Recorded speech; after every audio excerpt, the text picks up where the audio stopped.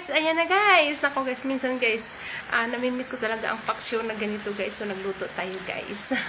Oh yeah guys, let's eat na guys. Yan, ganun lang kasimple yung ulam natin guys. Kahit simple lang, pero yummy. Yan. Okay, yeah, samahan niyo ako guys. Kain tayo guys.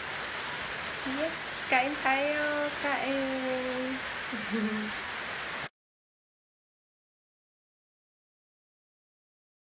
So guys, luto na guys ang ating paksiw. Ang ating paksiw na bisugo. See, nagpaksiw tayo ng bisugo guys. Yan. Yummy. Paksiw na may kamatis. Paksiw sa kamatis guys. Oy. Yan, gusto ko yan ng kamatis guys.